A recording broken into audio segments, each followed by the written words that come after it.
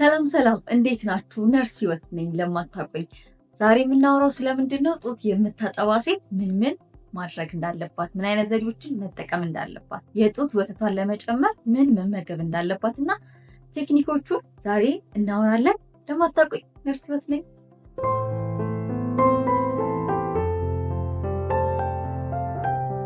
የጡት ወተትሽን ለመጨመር የሚያገለግለው አንደኛው መፍትሄ ምንድን ነው? ጡትሽን ቶሎ ቶሎ ማጥባት። ቢያንስ በቀን በየ2 ሰዓቱ ማጥባት ማለት ነው። በየ2 ሰዓቱ ልጅ ቢተኛ ራሱ እየቀሰቀሽ በየ2 ሰዓቱ የምታጠቢ ከሆነ ካልቻልሽ ከ2 ሰዓት እስከ 3 ሰዓት ባለው በየ3 ሰዓት እና በየ2 ሰዓት ጋፑ ማጥባት ይኖርብሻል፣ ቢተኛም እንኳን ማለት ነው። ምክንያቱም ቶሎ ቶሎ ስታጠቢ ጡትሽ በጣም የመመረት እድሉ ከፍተኛ ነው። ምክንያቱም የጡት ወተት እንዲመረት የሚያገለግለው ሆርሞን ፕሮላክቲን ይባላል። ኦክሲቶክሲን ደግሞ የተመረተው ደግሞ እንዲወጣ ያገለግላል ማለት ነው። ስለዚህ ልጅሽ ጡትሽን ሲጠባ ወይም ደግሞ የጡትሽን ጫፍ በሚነካካበት ሰዓት ወይም ደግሞ በሚመጣው ሰዓት መመረት አለበት የሚል ሆርሞኖች ነው ማለት ነው። ከብሬን ጋር የሚሰራው በጣም የሚገርም ተፈጥሮ ነው እና ልጅሽን ባቀፍሹና አቅፈሽ ባጠባሹ ቁጥር የምርቱም ሂደት ይጨምራል ማለት ነው። ምክንያቱም ኦክሲቶክሲን የሚባለው ሆርሞን በደንብ የተመረተውን ወደ ጡትሽ ጫፍ በደንብ የመሳብ እንትን አለው ማለት ነው። እንደገና ደግሞ ላጠባ ነው የሚል ስሜት ሲሰማሽ፣ ልጄ ማጥባት አለብኝ የሚል ስሜት ሲሰማሽ፣ እንደገና ደግሞ ልጅሽን ስታጠቢ ፕሮላክቲን ሆርሞን በደንብ እንዲመረት ያደርጋል ማለት ነው። ስለዚህ የሆርሞንና የአንቺ ብሬን ነው ማለት ነው አብረው የሚሰሩት። ስለዚህ ጡት ማጥባት ቶሎ ቶሎ የሚያስፈልገው አንደኛ የጡትሽን ወተት ለመጨመር ነው ማለት ነው። ሁለተኛው ደግሞ የተለያዩ ህመሞች ካሉ ከወዲህ በኋላ የስቲች እንደገና ደግሞ የኦፕራሲዮን ወይም ደግሞ በቀዶ ጥገና ከሆነ እየወለድሽው ምንድነው ቁስሉ ከዛ በኋላ ሳይድን ሊያምሽ ይችላል። ያንን ቶሎ ማከም፣ ምክንያቱም የተለያዩ ህመሞች የጡት ወተትን ሊቀንሱ ይችላሉ። ስለዚህ የስቲሽም ሆነ የኦፕራሲዮን ህመሞች ካሉ እነሱን ማከም በጣም አስፈላጊ ነው ማለት ነው። እንደገና ደግሞ ስኪን ቱ ስኪን ኮንታክት ከልጅሽ ጋር ማድረግ፣ ደረትሽ ላይ ራቆትሽን ሆነሽ ልጅሽንም ራቆት ሆኖ ደረትሽ ላይ ማድረግ ስትነካኩ የጡት ወተት መመረት በጣም ይጨምራል ማለት ነው። እንደገና ደግሞ አለመጨናነቅ በጣም ትልቁን አስተዋጽኦ ይይዛል። ስትረስ ካለ፣ ድብርት ካለ፣ የተለያዩ ችግሮች ካሉ እነዚህ ነገሮች ጭንቀት በራሱ ብሬን ስለሆነ ከሆርሞኖች ጋር የሚሰራው ጭንቀት በራሱ የጡት ወተትሽን በጣም ዝቅ ሊያደርገው ወይም ደግሞ ሊቀንሰው ይችላል ማለት ነው። ሌላው ደግሞ ማድረግ ያለብሽ ነገር ምንድን ነው? ሞቅ ባለ ጨርቅ ወይም ደግሞ ሞቅ ያለ ጨርቅ ውስጥ ውሃ ጨርቁን ከተሽ ጡትሽን ከላይና ከታች ቀስ ብለሽ ማሳጅ ማድረግ። አብሶ ደግሞ ይሄ አሪዮል ላይ የምንለው የጡት ጫፍ ክፍል በደንብ ማሳጅ ስታደርጊው በደንብ በሞቅ ውሃ በደንብ የመመረት እድሉ ከፍተኛ እየሆነ ይመጣል ማለት ነው። ብዙ እናቶቻችን ሲነግሩን አልሰማናቸው፣ ግን በጣም ጥቅም ያለው ነገር ትኩስ ፈሳሽ ነገሮችን መውሰድ። እናቶቻችን አሁን አጥቢት፣ የተለያዩ አጃዎችን፣ ገንፎ እየሰሩ የሚያመጣት እኮ በጣም ጠቃሚ ነው። የእውነቴን ነው የምላችሁ። የጡት ወተታችሁ እንዲጨምር እናንተን በደንብ እንድታገግሙ በጣም ይረዳችኋል። ስለዚህ ብዙ ሴቶች የምሰማው ምንድነው አጥቢት አልወድም፣ አጃ አልወድም፣ ይሄን ነገር ደስ አይለኝም ምናምን ሲሉ ሰማቸዋል። ግን በጣም ይጠቅማል ለጡት ወተት መጨመር። አንደኛው አጃ በጣም ጠቃሚ ነው ማለት ነው። ስለዚህ የምትመገቧቸውን ነገሮች ሁሉ ትኩስ ነገር ቢሆኑ የጡት ወተትን በጣም ለመጨመር ይጠቅማሉ ማለት ነው። ሌላው ነገር ደግሞ እንቅልፍ እንዲኖርሽ በደንብ መተኛት። ያው እንደዚህ ስል ሁላችሁም እንደምትስቁብኝ አውቃለሁ። ምክንያቱም በአራስ ቤት ደግሞ ምን አይነት እንቅልፍ ነው የምንተኛው ሲስተር ምናምን ልትሉኝ ትችላላችሁ። ግን መተኛት አለባችሁ። ያው ቴክኒክ መጠቀም ነው። ልጃችሁ ያለ እናንተ አራስ ቤት ናችሁ፣ ከባድ ነው። ግን ቢሆንም ማድረግ ያለባችሁ ነገር ልጁ ሲተኛ አብራችሁ ለምናት በቃ እንደዛ ማድረግ። አሁን ብዙ ሰው አይተኛም፣ እንቅልፍ አይወስደኝም ምናምን፣ ግን አብሮ መልመድ። ልጁ ሲተኛ አብረሽ በቃ የእንቅልፍሽን ሰዓት ማድረግ ያለብሽ ከልጅሽ ጋር ነው። ልጅሽ በሚተኛበት ሰዓት አንቺ መተኛት፣ ልጅሽ በሚነቃበት ሰዓት አንቺ ብትነሺ በጣም አሪፍ ነው። እንደዛ ስል ግን ከባድ ነው፣ በጣም ከባድ ነው ማመቻቸት ወይም ደግሞ ከሱ ጋር ከልጅሽ ጋር ያለው የእንቅልፍ ሰዓትሽን እንትን ማለት በጣም ከባድ ሊሆን ይችላል። ግን እስኪ እንደዛ ሞክሩትና፣ ምክንያቱም እንቅልፍ ስታጪ የጡት ወተትሽም እየቀነሰ ይሄዳል። ምክንያቱም ስትረስና እንቅልፍ ማጣት ከሆርሞን ጋር ይያያዛሉ። ስለዚህ ያ ነገር ደግሞ የጡት ወተትሽን ሊቀንስ ይችላል ማለት ነው። ስለዚህ የእንቅልፍሽን ሰዓት በተቻለሽ መጠን ከልጅሽ ጋር ብታደርጊ እመክራለሁ። ብዙ ጊዜ ሰምታችሁታል፣ የተመጣጠነ ምግብ ተመገቡ፣ በቂ ፈሳሽ፣ በቂ ፍራፍሬዎችን መመገብ አለባችሁ ምናምን ሲባል ሰምታችሁ ሊሆን ይችላል። ስለዚህ ለጡት ወተትሽ ደግሞ ምን ምን ምግቦችን መመገብ አለብኝ፣ ምን ምን መጠጦችን መጠጣት አለብኝ የምትይ ከሆነ ደግሞ ከዚህ ቀጥሎ አሁን እናወራለን ማለት ነው።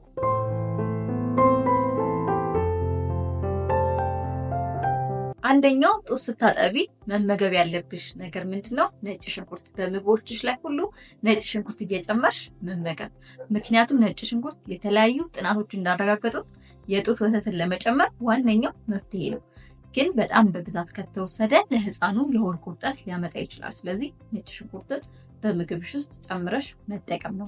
ሌላው ደግሞ ጡት ስታጠቢ መመገብ ያለብሽ ምግቦች አንዱ ምንድነው? ቴምር። ይህን ነገር በእርግዝና ጊዜ በጣም ቴምር ውሰዱ፣ የምጥን ሰዓት ለማሳጠር፣ ምጥን ቀላል ለማድረግ ይረዳል፣ ብዙ ጥናቶች መስክረዋል ሲባል ብዙ ጊዜ ሰምታችሁ ሊሆን ይችላል። ቴምር ደግሞ እንደገና ለጡት ወተት መጨመር በጣም አስፈላጊ ነው። ምክንያቱም በውስጡ አይረን አለው፣ የተለያዩ አይነት ቫይታሚን ኢነርጂን ይሰጥሻል። ስለዚህ ቴምር ስታጠቢ በጁስ መልክ ወይም ደግሞ ራሱን ቴምሮ ብትመገቢ የጡት ወተትሽን ይጨምረዋል ማለት ነው። ሌላው ደግሞ መመገብ ያለብሽ በጣም ጠቃሚ የሆኑ ፍራፍሬዎችን፣ የፍራፍሬ ጁሶችን ብትጠቀሚ በጣም አሪፍ ነው። ብዙ ሰዎች አያስተውለትም፣ ግን ሌላ ነገሮችን ብቻ ከመጠጣት ይልቅ የፍራፍሬዎችን ጁስ በጣም ይጠቅማል። ምክንያቱም በውስጣቸው ብዙ አይነት ውሃ አላቸው። ሀባብን ብትወስዱ፣ የተለያየ አይነት አትክልቶች፣ ፍራፍሬዎችን ብትወስዱ እየፈጫችሁ በጣም ብትጠቀሙ ለጡት ወተት መጨመር በጣም አስፈላጊ ነው። ምንም ቢሆን አንደኛ የጡት ወተት ለመጨመር ምንድነው የምታስገቡት ነገር በጣም በጣም ጠቃሚ ነው ማለት ነው። ስለዚህ አንደኛው ነገር ፍራፍሬዎችን፣ አትክልቶችን በጣም መመገብ፣ የውሃ ይዘት ያላቸውን ፍራፍሬዎች ደግሞ ማዘውተር በጣም አስፈላጊ ነው። ምክንያቱም ውሃ የምታጠባ እናት በደንብ ብዙ ውሃ መጠጣት አለባት። ወይም ደግሞ ሃይላንዱን ገዝተሽ የምትጠጪበት ወይም ደግሞ እንጆሪ፣ ሎሚ፣ ብርቱካን እዛ ላይ ውሃው ላይ እያደረግሽ ቁጭ ብለሽ 2 ሊትር ውሃ መጠጣት ማለት ነው። ትዝ አላለኝም ምናምን ምክንያት ማውጣት አይቻልም ማለት ነው። ስለዚህ ማድረግ ያለብሽ ውሃ መጠጣት፣ ከ2 ሊትር በላይ ውሃ መጠጣት አለብሽ። ምክንያቱም እዚህ ጋር የምታጠቢው ለልጅሽ የምታስወጩ ካሎሪዎች፣ የተለያዩ አይነት ምግቦችን የበላሽው ነው ለልጅሽ የምትሰጪው። ስለዚህ የምታስገቢው ነገር በደንብ የምትጠጪው የምትበይው ነገር በደንብ ቫይታሚን፣ በፕሮቲን፣ በካርቦሃይድሬት የበለጸጉ ምግቦችን መመገብ በጣም አስፈላጊ ነው ማለት ነው። ሌላው ደግሞ ቆስጣ በጣም አሪፍ ነው። ቆስጣ አይረን አለው በውስጡ። እንደገና ለደም ማነስም ይከላከልሻል። ስለዚህ የምታጠባ እናት አንዱ ከአረንጓዴ አትክልቶች ውስጥ ዋነኛው የሚባለው ቆስጣ ነው። ቆስጣ በውስጡ አይረን ስላለው በጣም ጠቃሚ ነው። ለነፍሰ ጡር ሴትም ለምታጠባ እናትም በጣም ይጠቅማል ማለት ነው። እንደገና ደግሞ ካርቦሃይድሬት ያለው ምግብ ምንድን ነው ካላችሁ፣ ወይም ደግሞ ስኳር ድንች ከአትክልቶች ማለት ነው። ስኳር ድንች በጣም ጠቃሚ ነው። ቫይታሚን ኤ አለው። እንደገና ደግሞ የተለያዩ ፋይበር ስላለው ለምግብ መፈጨት በጣም አሪፍ ይሆናል ማለት ነው። ስለዚህ ስኳር ድንች እየቀቀልሽ በደንብ ብትመገቢ በጣም አሪፍ ነው። ቤት ባለ ነገር ነው የነገርኳችሁ። እስካሁን ድረስ የነገርኳችሁ ምግቦች ይሄ በጣም ኤክስፔንሲቭ የሆኑ ውድ የሆኑ ማይገኙ አይደለም። በቤታችን ባለ ነገር ብቻ ወይም ደግሞ ገበያ ወተን በምንገዛቸው በጣም ኪስን በማይጎዳ ዋጋ የምናገኛቸው ቀለል ያሉ አትክልትና ፍራፍሬዎች ናቸው ለጡት ወተት መጨመር የሚያገለግሉት። ይህን ያህል መጨናነቅም የለባችሁ ማለት ነው። ስለዚህ እነሱን ምግቦች መመገብ በጣም አስፈላጊ ነው።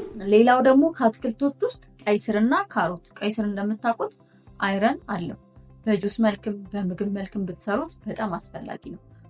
ካሮት ደግሞ ለአይን ጤናም እንደገና ለቆዳ ጥራትም በጣም ይጠቅማል። ስለዚህ የምታጠባ እናት ብትወስደው በጣም አስፈላጊ ነው ማለት ነው። ሌላው ደግሞ ለየት የሚለው የፍራፍሬ አይነት አቮካዶ። ብዙዎቻችን ቤት ያለ ነገር ነው፣ ግን ብዙ ጥቅሙን ላናቅ እንችላለን። አቮካዶ በጣም አስፈላጊ ነው። አቮካዶ በዋነኛነት ስታጠቢ በጣም የሚጠቅምሽ ምንድን ነው? ጤናማ ስብ አለው አቮካዶ በውስጡ ማለት ነው። ያ ጤናማ ስብ ምንድን ነው? ጥራት ያለው ኳሊቲውን የጠበቀ ወተት እንዲመረት ያደርጋል። ከአመጋገብሽ የወተቱ አይነቱ አወጣጡ ራሱ ይለያል። አመጋገብሽ እና የሚወጣው ወተት የሚይዘው ፕሮቲን እና ቫይታሚን ይለያል ማለት ነው። ስለዚህ አመጋገብሽን በጣም አሪፍ ከስታደርጊ የጡትሽን ኳሊቲነቱ ጥራቱ በጣም አሪፍ ይሆናል ማለት ነው። ስለዚህ አቮካዶ በጣም አስፈላጊ ነው ማለት ነው ለምታጠባ ነው። እንደገና ደግሞ የተለያዩ ሾርባዎችን፣ አጥቢት፣ አጃ አብሽን እንደ ሻይ አፍልታችሁ መጠቀም። ራሱ ወተት ማማ ወተት ሊሆን ይችላል፣ የተለያዩ ወተቶች፣ የላም ወተት፣ የተለያዩ ወተቶችን ራሳችሁ ወተቱን መጠጣት።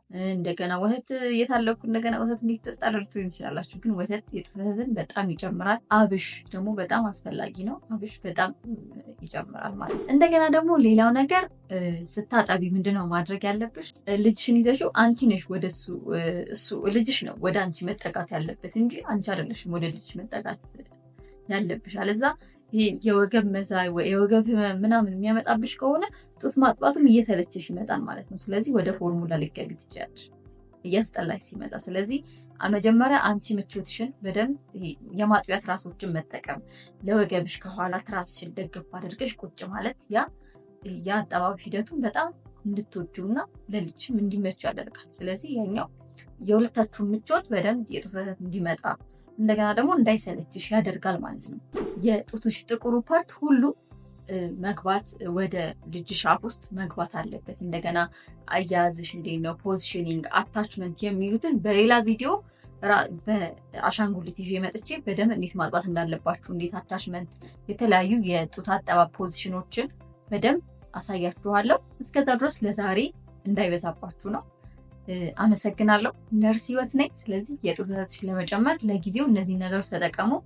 በሚቀጥለው ቪዲዮ ደግሞ የተለያዩ የጡት ማጥባት ዘዴዎችን ፕራክቲካሊ የማሳይ ይሆናል። በዚህ ቪዲዮ ብዙ እንደተማራችሁበት ተስፋ አደርጋለሁ። ከወደዳችሁት ደግሞ ቪዲዮ ዩቲዩብ ላይ ታውቃላችሁ ዋነኛው ሽልማት ላይክ እና ኮሜንት ማድረግ ነው። ስለዚህ ቪዲዮ ለሌሎች እንዲደርስ ሼር፣ ላይክ እያደረጋችሁ ቤተሰብ ካልሆናችሁ ደግሞ ሰብስክራይብ እያደረጋችሁ የደውሏን ምልክት በመጫን ሰብስክራይብ እንድታደርጉ በታላቅ አክብሮት ጠይቃችኋለሁ። ነርስ ህይወት ነኝ። በሚቀጥለው ቪዲዮ እስከምንገናኝ ሰላም ቆይ።